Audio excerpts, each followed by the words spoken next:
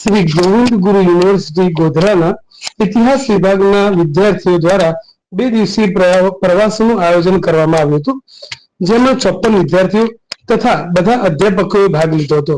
આ પ્રવાસ દરમિયાન ગાંધીનગર અભિલેખાગાર, ગુજરાત વિધાનસભા, મોઢેરા સૂર્ય મંદિર, પાટણમાં રાણકી વાવ, સહસ્ત્રલિંગ તળાવ, પંચાસરા જૈન મંદિર, શ્રી હેમચંદ્રાચાર્ય જ્ઞાન મંદિર અને વડનગરમાં અનંત અનાદિ વડનગર પુરાતત્વિક સંગ્રહાલયની વિદ્યાર્થીઓ મુલાકાત લીધી હતી।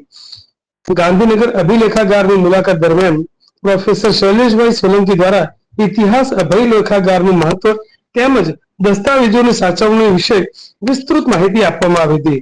ગુજરાત વિધાનસભાના સભાગૃહની સંપૂર્ણ માહિતી વિદ્યાર્થીઓને આપવામાં આવી હતી। પાટણમાં હેમચંદ્રાચાર્ય જ્ઞાન મંદિરમાં અનેક જૂની હસ્તપ્રતોની સાચવણી, તેની લેખન શૈલીની માહિતી પ્રાકૃત વિષયના વિદ્વાન ડોક્ટર કુણાલ કપાસી દ્વારા આપવામાં આવી હતી। આ ઉપરાંત વડનગરમાં અનંત અનાદિ વડનગર પુરાતત્વિક અનુભવાત્મક સંગ્રહાલયનું દર્શન પણ વિદ્યાર્થીઓ માટે ઉત્સાહજનક રહ્યું હતું।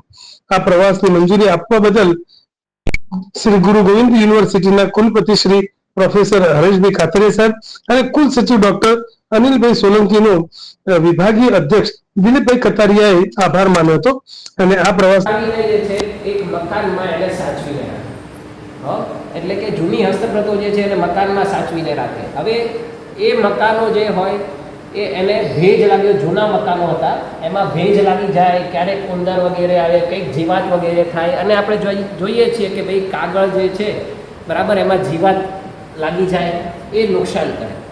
તો અહીંયા સફળ બનાવવા માટે પ્રોફેસર શૈલેષ સોલંકી, નિયામક શ્રી અભિલેખાગાર ડોક્ટર હર્ષિલ પટેલ, હેમચંદ્રાચાર્ય ઉત્તર ગુજરાત યુનિવર્સિટીના કુલપતિ શ્રી પ્રોફેસર કેસી પુરિયા સાહેબ, હેમચંદ્રાચાર્ય ઉત્તર ગુજરાત યુનિવર્સિટીના કુલ સચિવ ડોક્ટર રોહિતભાઈ દેસાઈ અને શ્રી અને શ્રીમતી પી કે કોટાવાલા આર્ટ્સ કોલેજના અંગ્રેજી વિષયના પ્રોફેસર ડોક્ટર આશુતોષ પાઠક તેમજ શ્રી અને શ્રીમતી પી કે કોટાવાલા આર્ટ્સ કોલેજના પ્રાકૃત વિભાગના અધ્યક્ષ અને પ્રાધ્યાપક ડોક્ટર કુણાલ કપાસીના સાથ અને સહકાર મળ્યો હતો।